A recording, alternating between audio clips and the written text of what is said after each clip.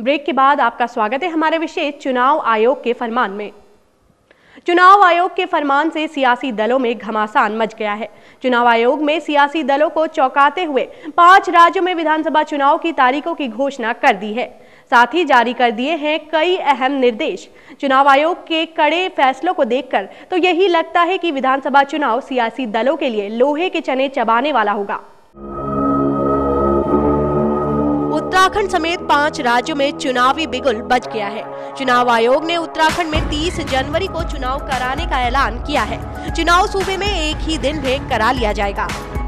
चुनाव आयोग को उत्तराखंड में चुनावी प्रक्रिया 9 मार्च से पहले ही पूरी करनी है। उत्तराखंड गठन के बाद विधानसभा का यह तीसरा चुनाव है।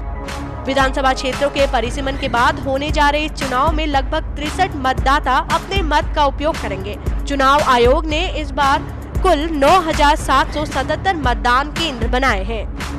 आयोग ने साफ शब्दों में कहा है कि जिन मतदाताओं को पहचान पत्र जारी किया जा चुका है उन्हें मतदान केंद्र पर उसे लाना अनिवार्य होगा। राज्य में अब तक 99.60% मतदाताओं को पहचान पत्र जारी कर दिया गया है। वोटिंग इलेक्ट्रॉनिक मशीन से ही कराई जाएगी। चुनाव आयोग की ओर से निर्वाचन कार्यक्रम घोषित होते ही प्रदेश में आचार संहिता लागू कर दी गई है। मुख्य निर्वाचन अधिकारी राधा रतूड़ी ने बताया कि आदर्श आचार संहिता सभी मंत्रियों तथा राज्य मंत्रियों पर भी लागू होगी।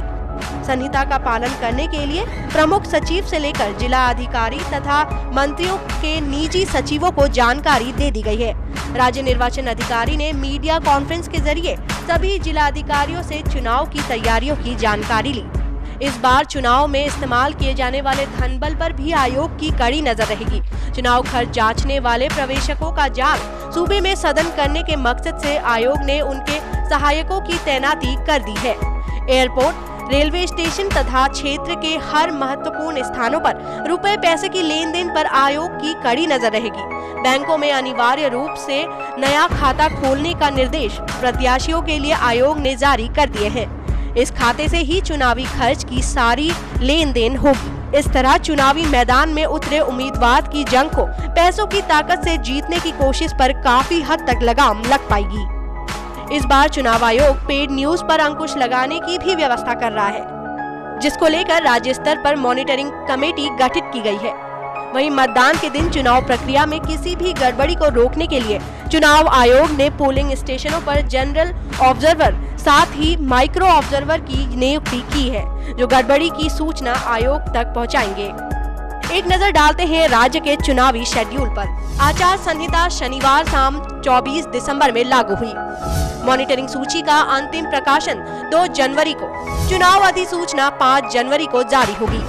नामांकन 5 से 12 जनवरी तक, स्क्रूटनी 13 जनवरी को, नाम वापसी 16 जनवरी को, मतदान 30 जनवरी को और मत परिणाम 4 मार्च को जारी कर दिए जाएंगे।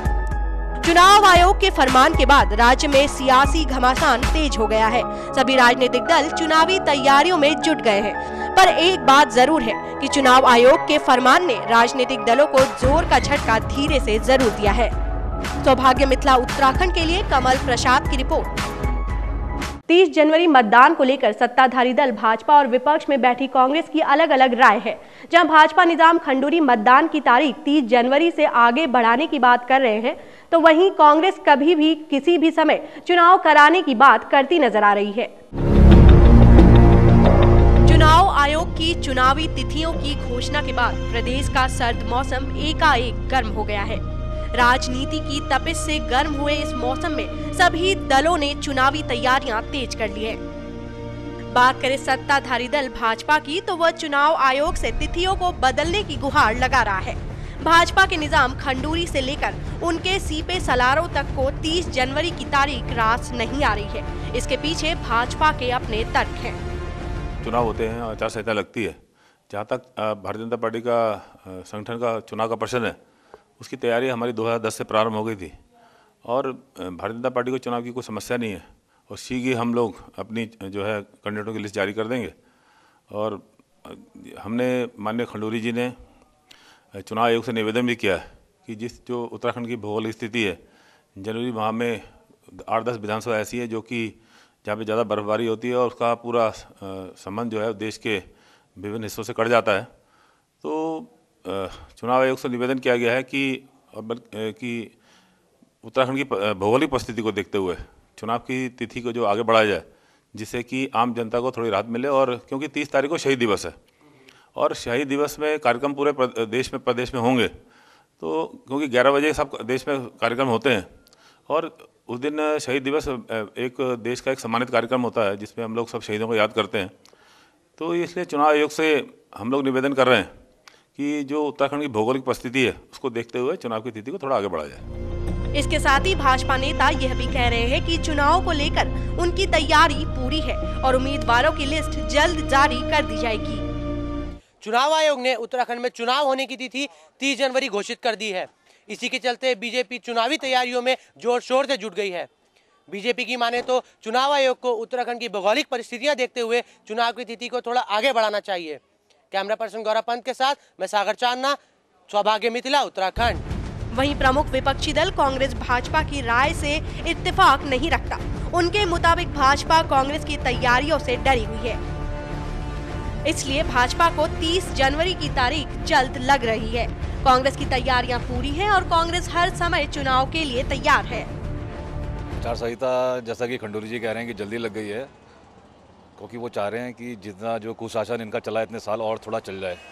लेकिन कांग्रेस पुरजोरता से मुस्तैद है, तैयार है।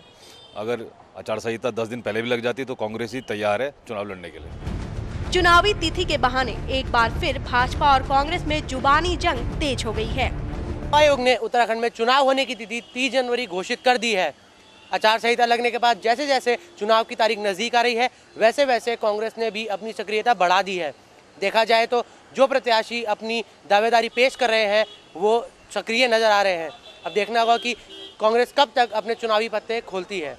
कैमरा पर्सन गौरव पंत के साथ मैं सागर चांदना, सौभाग्य मिथिला, उत्तराखंड।